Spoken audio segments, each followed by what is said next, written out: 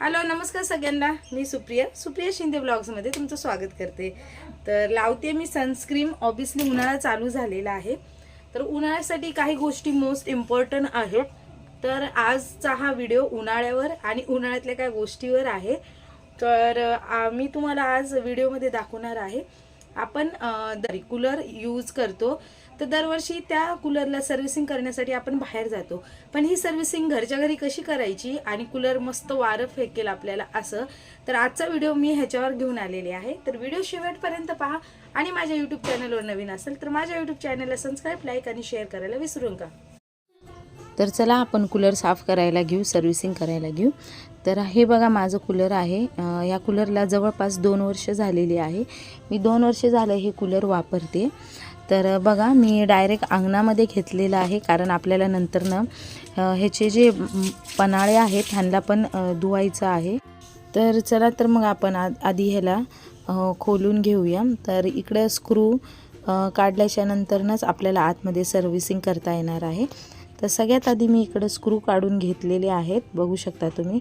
तर बघा आता हे 6 महिने झालं असंच कूलर होतं। ऑब्वियसली हिवाळा आणि पावसाळा आम्ही वापरत नाहीत कूलर। तर अशा प्रकारे तर बघू शकता सगळीकडे कशा जाळ्या जमा झालत्या।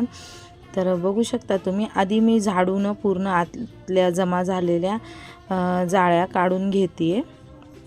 हे जाळ्या काढून घेते आणि वरच्या बाजूलाही भरपूर अशा जाळ्या झालत्या, पंख्याला जाळ्या झालत्या भरपूर अशा। तर सगळ्या जाळ्या काढून घेतलेल्या आहे आणि जो आपला खराब झालेला टूथब्रश असतो त्याच्या सहाय्याने ह्या मोटरीवर जमा झालेलं सगळं घाण काढून घ्यायचं आहे अशा प्रकारे। तर स्वच्छ काढून घेते मी मोटरीवर जमा झालेलं घाण। हे बघा, बघू शकता तुम्ही। तर सगळीकडं थोडंफार गंज पण ब्रशच्या सहाय्याने आहे तेवढं सगळं घाण निघून गेलं। पंखेसुद्धा घाण झालते, म्हणून पंखेसुद्धा मी व्यवस्थित क्लीन करून घेतलेले आहे। आणि थोडक्यात म्हणायचं तर सर्व्हिसिंगचा म्हणजे अर्थच असा आहे की आपण पूर्ण क्लीन केलं पाहिजे। तर आणि सोबत ऑइलिंग वगैरे पण केलं पाहिजे। तर इथं थोडंसं हळू करायचं आहे, कारण इकडे सगळे ऑन ऑफचे आणि मोटरीचे वगैरे बटन्स आहेत। तर अशा प्रकारे वायरीवर पण अडकलेलं सगळं घाण काढून घेतलेलं आहे, बघू शकता तुम्ही। तर सगळीकडचं घाण असं काढून घ्यायचं आहे। बघा खूप धूळ आणि जळमट जमा झालती। तर इकडं सुद्धा पूर्ण मोटरीच्या वायरीवर सुद्धा पूर्ण घाण जमा झालतं। आणि हे बघू शकतात, तर ही मोटर अशी चालती। तर मी घरामध्ये जे आपले फ्रूट्ससाठी जी जाळी येते ती जाळी मी तेवढ्या आकाराची कापून त्या मोटरीला मी जाळी घालून घेतलेली, जेणेकरून बारीक सारीक कचरा मोटरीमध्ये नाही जाणार, त्या जाळीच्या सहाय्याने जाळीलाच राहणार। आणि आता मोटरसुद्धा धुवून घेऊया आपण। मोटरीला पण खूप घाण साठलेलं। तर बघा मोटर पाण्यामध्ये घालून थोडी भिजत ठेवली मी, त्याच्यावरचं सगळं घाण निघून जातं असं भिजत ठेवल्याच्या नंतर ना। आणि अशा प्रकारे 5-10 मिनटं मी असंच भिजत ठेवणार आहे।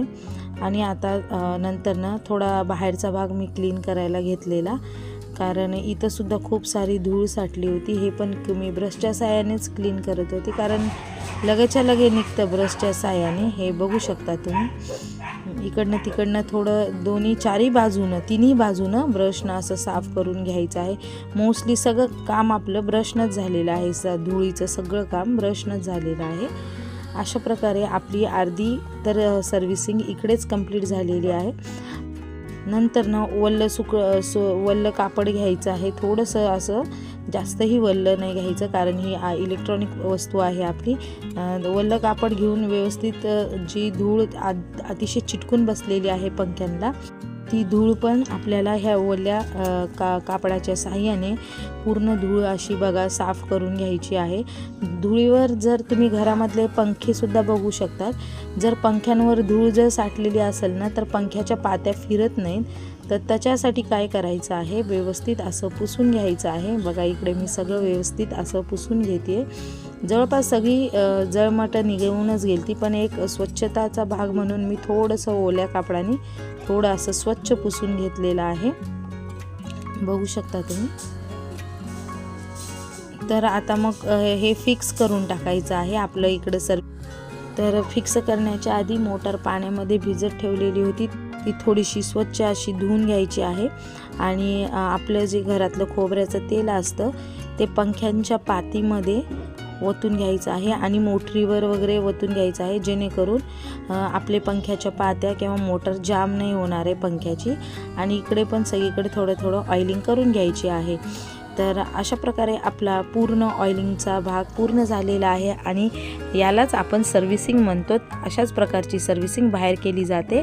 तर आणि पंख्याच्या ज्या मोटरीचे स्क्रू वगैरे बघायचे आहेत, ढिल्ले वगैरे झाले आहेत का, ढिल्ले झाले असेल तर त्याला फिट करून घ्यायचं आहे. आणि मोटरसुद्धा एकदा हाताने खळखळ धुवायची आहे, जेणेकरून सगळं घाण जे आहे ते निघून जाणार आहे. तर अशा प्रकारे आपली सर्व्हिसिंग ऑलमोस्ट पूर्ण झालेली आहे.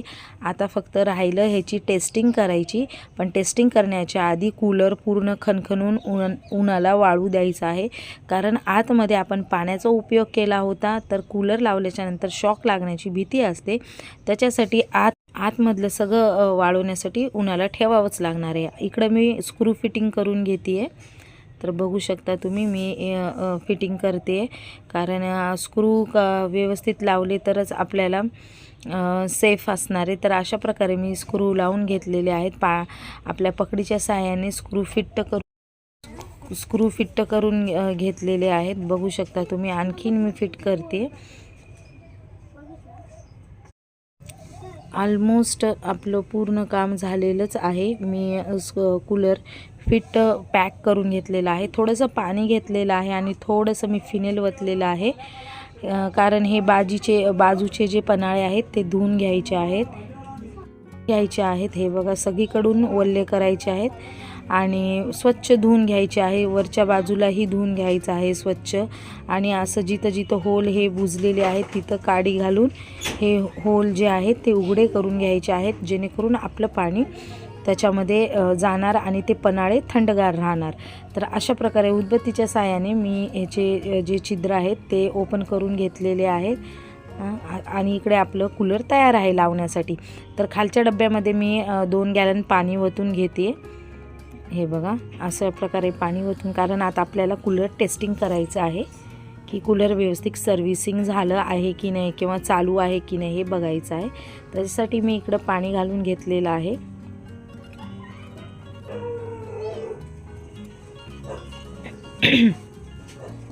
पाणी घालून घेतल्याच्या नंतरनं मी आता इकडे बाहेर कूलर आणायला गेले होते. तर आमचं छोटंसं कूलर आहे. तर कूलर मी याच्यामध्ये आता ठेवणार आहे आणि आता टेस्टिंग करणार आहे की कूलर व्यवस्थित चालतं आहे का. तर उन्हाला मी टोटली वाळून घेतलेलं आणि मगच मी आतमध्ये कूलर आणलेलं. तर बघा, आता आपण बघूया चालू करून की कूलर चालतं आहे का. तर बघा, तर कूलर चालू झालेला आहे. मस्त अशी हवा येत आहे. व्हिडिओ जर आजचा आवडला असेल तर माझ्या चॅनलला सबस्क्राईब, लाईक आणि शेअर करायला विसरू नका. आणि तुम्हीही कमी खर्चामध्ये, कमी आपल्या बजेटमध्ये कूलर असे घरच्या घरी सर्व्हिसिंग करा आणि माझ्या चॅनलला सबस्क्राईब, लाईक आणि शेअर करा.